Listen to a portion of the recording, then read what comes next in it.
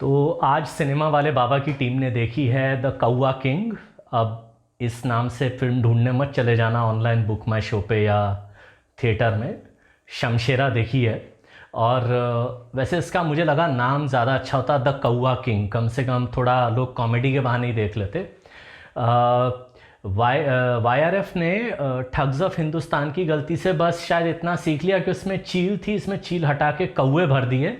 और हाँ, एक चूहा भी है इसमें, उसके बारे में बाद में बताऊंगा। एक अच्छा स्टोरी प्रेमाइस था जिसे बिल्कुल गोबर में मिला के रगड़ दिया है डायरेक्टर करण मल्होत्रा ने। ये मेरी ओपनिंग व्यू है कौवा किंग के बारे में। अब मैं बताता हूँ इस फिल्म की स्टोरी जो है वो लगभग, क्योंकि करण मल्होत्रा ने एक फिल्म बनाई थी अग्निपथ जो काफ़ी हिट हुई, बहुत ही अच्छा रीमेक भी थी वो, तो उनका अग्निपथ का हैंगओवर ख़त्म नहीं हुआ है। इस फिल्म में ज़बरदस्त अग्निपथ हैंगओवर है।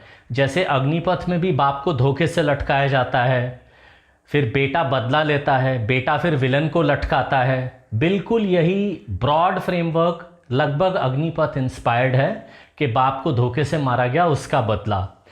इसके अलावा जैसा मैंने कहा, चील को हटा के कौवे भर दिए गए।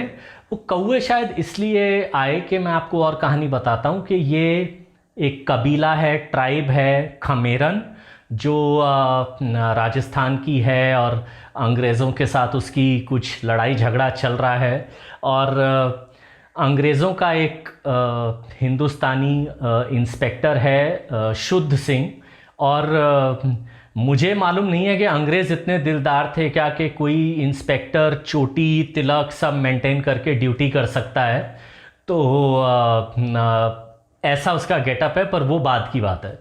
तो ये अंग्रेज़ और खमेरन किंग, कौवा किंग के पिताजी के बीच में, जिनका ओरिजिनल नाम शमशेरा है, एक अग्रीमेंट होता है। और अंग्रेज़ बड़ा एक बिजनेसमैन टाइप स्टैंड लेते हैं, कहते हैं बेटा पब्लिक को तुम लूटो, कोई प्रॉब्लम नहीं है, लेकिन लूट का सारा माल अगर तुम हमें दोगे, कुछ उस ज़माने के हिसाब से कुछ 1000-10,000 तोले की डील होती है, और साइंड एग्रीमेंट देते हैं कि अगर तुम हमें इतना सोना दे दोगे तो तुम्हारी जात को हम आज़ाद कर देंगे। और फिर उनके साथ धोखा होता है और एक किले टाइप जगह में इन सबको कैद कर लिया जाता है।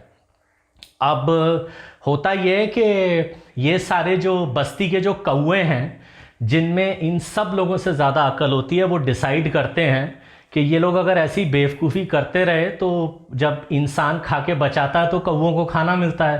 तो वो सारे कौवे शायद डिसाइड करते हैं कि अभी जो लड़का है इसे सपोर्ट किया जाए, नहीं तो ये तो भूखे मरेंगे, हम भी भूखे मर जाएंगे। तो वो कुछ चमत्कार टाइप कौवे हमेशा मंडराते रहते हैं, तो इसलिए मैंने नाम भी निकाल लिया कौवा किंग।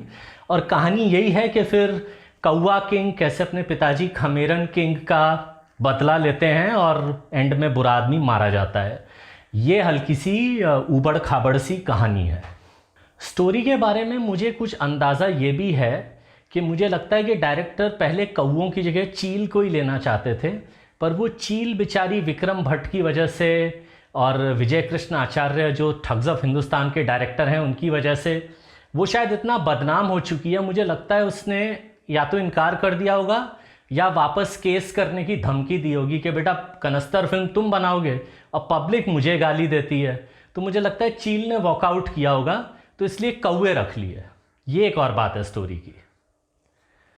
इस फिल्म का स्क्रीन प्ले ऐसा नायाब स्क्रीन प्ले है, ऐसा उत्कृष्ट, ऐसा सुपरलेटिव स्क्रीन प्ले है कि मैं उसकी तारीफ में 2 घंटे बात कर सकता हूँ, लेकिन मैं आपको 2 एग्जाम्पल दूंगा, सिर्फ 2 उदाहरण दूंगा। ये है एक, इनके पास एक सुपर हीरो टाइप आदमी है चूहा, जो कहीं से कहीं भी सुरंग खोद देता है। मैं ये सोच रहा था कि वो जो बेचारा हीरो और उसका बाप मर गए उस नदी में कूदने के चक्कर में, ये जो बाहर के खमेरन थे अगर सुरंग खुदवा के किले के अंदर चूहे को भेज देते तो बाप निकल ना लेता पहले ही और बेटे की ज़िंदगी टफ ना होती, पर वो अलग बात है। स्क्रीन प्ले में ये चूहा नाम का आदमी है जो कहीं से कहीं सुरंग खोद सकता है। मतलब सोचोगे कनॉट प्लेस से कुतुब मीनार तक 20 मिनट में सुरंग खोद दे। मुझे लगता है कि गडकरी जी को चूहे को हायर करना चाहिए जहाँ जहाँ मेट्रो प्रोजेक्ट डिले हो रहा है। तो ये जो चूहा है, एक सीन है जहाँ विलन इन लोगों का इंतज़ार कर रहा है शादी कर रहा है और चूहा खोदता खोदता जो विवाह मंडप होता है ना, जहाँ आग जल रही होती है, उसके नीचे तक सुरंग खोद देता है भाई, किसी को पता नहीं चलता। एक तो ऐसा सीन है, ऐसे ऐसे सीन है। एक सीन है क्लाइमैक्स के आसपास जहाँ पेड़ के ऊपर एक खास वजह से अंग्रेज सिपाही सब गोलियां चला रहे हैं। खोखला सा पेड़ है जिसके नीचे वानी कपूर को लेबर पेन शुरू हो जाता है। ऊपर ठाए ठाए ठाए ठाए गोलियां चल रही हैं और उस धमाके में जो चीज़ चाहिए अंग्रेज़ों को उनको मिल जाती है, वो चीज़ गिरती है और इधर से ओए ओए बच्चे के रोने की आवाज़ आती है। मतलब उस गोलीबारी में भाई साहब बच्चा पैदा हो गया और तभी पैदा हुए बच्चे को वानी कपूर ने ना उसकी कुछ कमल नाल काटी ना कुछ, उसे लेके मेरा बच्चा मेरा बच्चा इस टाइप के। और उसके बाद 2-3 दिन का कुछ सीन है, वो उस बच्चे को लेके, वो बच कैसे रहा है, जिंदा कैसे हो रहा है मुझे नहीं मालूम, उसे लेके वो भाग रही हैं, सारा क्लाइमैक्स का सीन चल रहा है।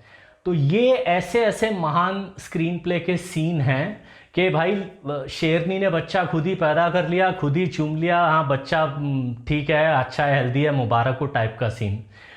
ये ऐसा स्क्रीन प्ले है इस फिल्म का। और भी महान सीन है जो मैं नहीं बताऊंगा, स्पॉइलर होगा, क्योंकि हो सकता है आप में से कुछ बहादुर लोग जाएं। ये स्क्रीन प्ले है। इस फिल्म में संजय दत्त की अब तक की बेस्ट ओवर एक्टिंग है। मैं उन्हें अब ऐसी फिल्मों का बॉब क्रिस्टो कहने लगा हूँ। डायरेक्टर ने ज़बरदस्त ओवर एक्टिंग करवाई है संजय दत्त से। जो सिंसियर परफॉर्मेंस कैटेगरी है वो है वानी कपूर की, क्योंकि उनको हर 10-10 मिनट पे एक आइटम सॉन्ग करना है, लेकिन सिर्फ 40-40 सेकेंड के हैं, तो बड़ा अच्छा लगता है जब वो 1 मिनट में ही आइटम सॉन्ग ख़त्म हो जाता है। और मुझे लगता है करीना कपूर जो ठग्स ऑफ हिंदुस्तान के सेट पे ही गुस्से में कपड़े फेंक के गई होंगी, जो उनसे जिस टाइप के स्टेप्स करवाए गए थे उस पिक्चर में, उन्हीं कपड़ों को वानी कपूर को पहना दिया गया है और उन्होंने लगभग वही टाइप का रोल किया है। तो सिंसियर परफॉर्मेंस अवार्ड वानी कपूर को के प्रोड्यूसर के पैसे भी बचा लिए, दर्शकों को टॉर्चर भी कम किया, या हो सकता है कोरियोग्राफर उनसे डांस करवाता होगा, 40 सेकंड के बाद पसीना फेंक के मालिक मुझसे ना होगा, इतना ही रखो गाने को, बोल देता होगा। इसमें जो रणबीर कपूर की परफॉर्मेंस है वो मुझे कुछ कुछ ऐसा लग रहा था, वो जो बदमाश सरकारी स्कूलों में 40-50 बच्चों में एक बेचारा सिंसियर बच्चा होता है ना, वो चुपचाप पढ़ता रहता है, बाकी सिगरेट पीने लगते हैं किसी उम्र में ही और बदमाशी करते हैं, मास्टर को चौक मारते हैं। तो रणबीर कपूर वो बदमाश सरकारी स्कूल में जो एक सिंसियर बच्चा होता है, उनकी परफॉर्मेंस इस फिल्म में वैसी अकेली परफॉर्मेंस है कि उनकी अच्छी परफॉर्मेंस है। ये मेरा परफॉर्मेंस उसके बारे में बोलना है। डायरेक्शन के बारे में मेरा ये कहना है कि मैं सिर्फ करण मल्होत्रा के नाम की वजह से इस फिल्म के 250 रुपये दे के आया हूँ, क्योंकि वो उन्होंने जो अग्निपथ बनाई थी तब से मैं उनका फ़ैन हूँ। तो मेरे हिसाब से करण मल्होत्रा हैं करम से डाकू और मैं हूँ धर्म से बर्बाद। तो ये मेरा डायरेक्शन के बारे में सिंपल स्ट्रेट एक लाइन का जजमेंट है। रेटिंग के बारे में मैं ये कहूँगा कि टिकट का 250 रुपया, पेट्रोल का 50 रुपया और मेंटल एगनी का आप 750 रुपया लगा लो मेरे लिए। तो अगर करण मल्होत्रा YRF वाले मुझे 1100 रुपये दे देते हैं तो मैं रणबीर कपूर की एक्टिंग और वानी कपूर ने जो कतरीना कैफ के यूज़ किए हुए कपड़ों से ही आइटम सॉन्ग कर ली है, उसके लिए मैं 1.5 स्टार देने को तैयार हूँ। मेंटल एगनी का 750 ही मांग रहा हूँ, मतलब मैं कोई जॉनी डेप तो हूँ नहीं कि कोई 80 करोड़ दे दें मुझे मेंटल एगनी का। तो अगर ये YRF मुझे ये रिफंडिंग करता है तो मैं 1.5 स्टार दे सकता हूँ। ये मेरा इस फिल्म की रेटिंग है। देखो दोस्तों, अब तुम लोग के लिए कौवा किंग और खमेरन किंग को झेल के आया हूँ, संजय दत्त की ओवर एक्टिंग झेल के आया हूँ। मुझे 500 तक पहुँचा दो यूट्यूब पे, बस उसके बाद मैं ऐसी रिक्वेस्ट नहीं करूँगा। तो प्लीज़ लाइक कर दो, सब्सक्राइब कर दो। अगर फेसबुक पे देख रहे हो तो वहाँ लाइक और सब्सक्राइब कर दो। Thank you.